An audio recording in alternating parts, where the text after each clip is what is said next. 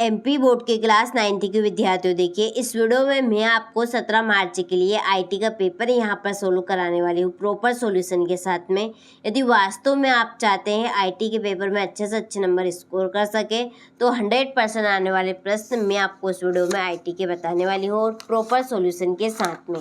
तो चलिए वीडियो को हम शुरू करते हैं और एक एक प्रश्न आपके लिए मोस्ट इम्पोर्टेंट है, तो यहाँ पे आपको प्रश्न को बिल्कुल भी मिस नहीं करना है। तो चलिए देखिए, पहला प्रश्न है Libre office impress file extension है, तो इसका आंसर है .odp। दूसरा है RAM का पूरा नाम है, तो RAM का पूरा नाम है रैंडम एक्सेस मेमोरी, ठीक है, रैंडम एक्सेस मेमोरी रहेगा। तीसरा है ओपरा एक है वेब ब्राउज़र। चौथा है इनमें से एक इनपुट डिवाइस है, तो इसका आंसर है कीबोर्ड। पांचवा है Ctrl+Y शॉर्टकट की उपयोग की जाती है किसके लिए, रेडो के लिए, ठीक है। चलिए इसके बाद में अगला प्रश्न है choose correct option and right. पहला आपका Libre office impress file extension, ठीक है, इज, तो इसका आंसर रहेगा .odp। Full form of RMA is, तो इसका आंसर है रैंडम एक्सेस मेमोरी। तीसरा ओपेरा इज वेब ब्राउज़र है। Which of the following input device keyboard है। और द शॉर्टकट की Ctrl+Y इज यूज्ड फॉर, तो इसमें आएगा आपका रेडो। क्या आएगा इसमें, रेडो, ठीक है। चलिए बढ़ते हैं अगले प्रश्न की ओर और सारे प्रश्नों को अच्छे से कवर करने हैं आपको। चलिए यहाँ पर देखिए रिक्त स्थानों की पूर्ति कीजिए। नई स्लाइड डालने के लिए शॉर्टकट की खालिस्तान है Ctrl+M। दूसरा चार्ट विकल्प खालिस्तान मेन्यू में उपलब्ध है, तो इंसर्ट में। तीसरा इक्वल चिन्ह का उपयोग खालिस्तान लिखने हेतु किया जाता है, फार्मूला। चौथा है प्रत्येक प्रेजेंटेशन में पहली स्लाइड खालिस्तान होनी चाहिए, टाइटल। लिब्रे ऑफिस क्लैक में रो हेडिंग खालिस्तान में होती है, नंबर्स में, ठीक है। तो ये आपके इस तरह के 100% आने वाले प्रश्न हैं, बिल्कुल भी आपको मिस नहीं करना है यहाँ पर प्रश्नों को, ठीक है। फिल इन द ब्लैंक्स, ये आपके इंग्लिश वर्जन वालों के लिए। तो देखिए the shortcut key to insert a new slide is, तो इसका आंसर है Ctrl+M। दूसरा है chart option is available in dot menu insert. तीसरा है the equal sign is used to write formula. The first slide in every presentation should be the title रहेगा इसमें। In LibreOffice calc row headings are in numbers, ठीक है। चलिए तो आप screenshot ले और इनको कंप्लीट कीजिए, ठीक है। चलिए बढ़ते हैं अगले प्रश्न की ओर। तो देखिए आप सत्य लिखिए। पहला डिफ़ॉल्ट रूप से पेज का साइज A4 होता है, सत्य। करंट फाइल का नाम स्टेटस बार में दिखाई देता है, तो ये आपका सत्य है क्योंकि टाइटल बार में दिखाई देता है। एक ही मेन्यू में कई फाइलें और तैयार करने के लिए मेल मर्ज का उपयोग किया जाता है, असत्य।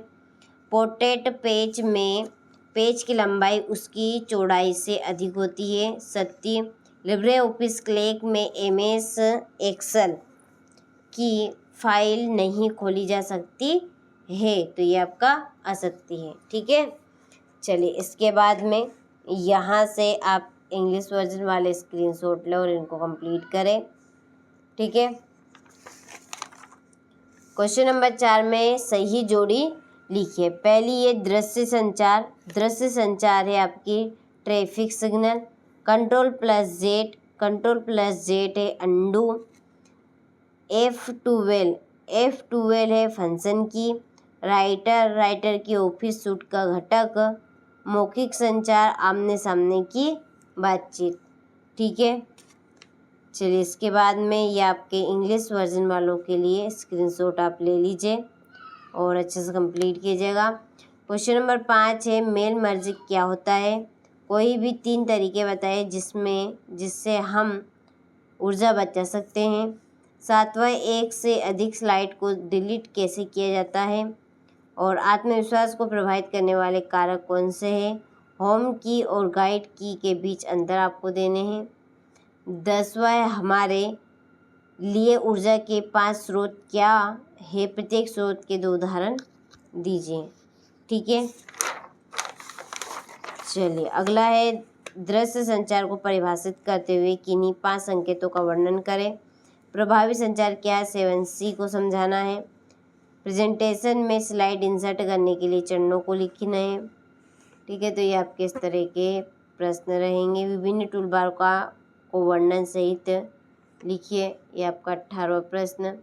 इलेक्ट्रॉनिक स्प्रेडशीट सॉफ्टवेयर की प्रमुख विशेषताएं आपको लिखनी है। इसके बाद में कंप्यूटर की को बोर्ड में की के प्रकार बताने। आईटी क्या है, रोजमर्रा के जीवन में आईटी के उपयोग का उदाहरण दीजिए। ठीक है, चलिए अब हम इनके आंसर की देख लेते हैं सारे के। ठीक है, तो देखिए यह आपका 5वें का आंसर मेल मर्ज क्या होता है। ठीक है, तो अच्छे से आपको स्क्रीनशॉट लेकर कंप्लीट कर लेना है। ये आपका छठा, कोई भी 3 तरीके बताइए जिसमें हम ऊर्जा बचा सकते हैं। तो देखिए यहाँ पर है इसका आंसर। ये पहला, आवश्यक विद्युत उपकरण ठीक है बंद रखना, ऊर्जा सक्षम उपकरणों का उपयोग करना, सार्वजनिक परिवहन अपनाना, नवीनीकरणीय ऊर्जा का प्रयोग करना। ठीक है, ये इसी के नीचे इंग्लिश वर्जन वालों के लिए भी है। ठीक है, 7वां, एक से अधिक स्लाइड को डिलीट कैसे किया जाता है। तो हम कैसे कर सकते हैं, तो कंट्रोल कुंजी दबा कर रखें, हटाने वाली स्लाइड चुनें, डिलीट कुंजी दबाएं और चयनित स्लाइड हट जाती है। ठीक है, चलिए इसके बाद में आत्मविश्वास को प्रभावित करने वाले कारक कौन कौन से हैं। सकारात्मक सोच, अनुभव और अभ्यास, पारिवारिक और सामाजिक वातावरण, और सफलता और असफलता के अनुभव। ठीक है, चलिए यहाँ से अच्छे से कंप्लीट कीजिएगा। होम की और गाइड की के बीच अंतर बताना है। 10वां, हमारे लिए ऊर्जा के 5 स्रोत क्या है, प्रत्येक स्रोत के लिए 2 उदाहरण दीजिए। देखिए 5 स्रोत कौन कौन, सौर ऊर्जा, पवन ऊर्जा, जल ऊर्जा, जीवाश्म ईंधन, बायोगैस और परमाणु ऊर्जा। इनके 2 उदाहरण, सौर ऊर्जा का सूर्य सोलर पैनल। ठीक है, सोलर पैनल। दूसरा पवन ऊर्जा का पवन चक्की टरबाइन। तीसरा जल ऊर्जा, बांध, जल विद्युत, जीवाश्म ईंधन, कोयला पेट्रोल, बायोगैस, गोबर गैस, जैव ईंधन, परमाणु ऊर्जा, यूरेनियम और न्यूक्लियर पावर। ठीक है, चलिए इसके बाद में यहाँ से आप इंग्लिश वर्जन वाले स्क्रीनशॉट साथ ये 11वां दृश्य संचार को परिभाषित करते हुए किन्हीं 5 संकेतों का वर्णन करें। ठीक है, तो यहाँ से आप स्क्रीनशॉट लेकर कंप्लीट करें। प्रभावी संचार क्या है, 7C को आपको समझाना है। ठीक है, स्पष्ट, संक्षिप्त, सही, पूर्ण, ठोस, शिष्ट, विचारशील। चलिए स्प्रेडशीट में किसी भी 3 गणितीय फंक्शन का सिंटैक्स और उदाहरण दीजिए। ठीक है, तो स्क्रीनशॉट लेकर आप इनको कंप्लीट कीजिए। प्रेजेंटेशन में स्लाइड इंसर्ट करने के लिए चरणों को लिखने हैं। और ये आपका 15वां, लिब्रे ऑफिस सूट के विभिन्न घटकों की सूची बनाए, प्रत्येक घटक को एक लाइन में समझाइए। ठीक है, निम्नलिखित को समझाइए, अंडू और रीडू, कॉपी और पेस्ट। विभिन्न टूलबार को वर्णन सहित लिखने हैं। ठीक है, चलिए यह आपका 18वां प्रश्न, कंप्यूटर कीबोर्ड में की के प्रकार बताने हैं। ठीक है, 19वां हो गया आपका। 20वां, आईटी क्या है, रोज़मर्रा के जीवन में आईटी के उपयोग का उदाहरण दीजिए। ठीक है, और ये आपका नीचे इंग्लिश वर्जन वालों के लिए। तो चलिए आपने सारे प्रश्नों का अच्छे से स्क्रीनशॉट ले लिया होगा। तो यहाँ पर मैंने आपको प्रॉपर सॉल्यूशन भी बता दिया है, तो चिंता आप बिल्कुल ना करें। 100% आने वाले प्रश्न ही मैंने आईटी के आपको बताए हैं, जो 17 मार्च को आपको परीक्षा हॉल में देखने को मिलेंगे। ठीक है, तो अच्छे से आप इनको कंप्लीट कीजिएगा।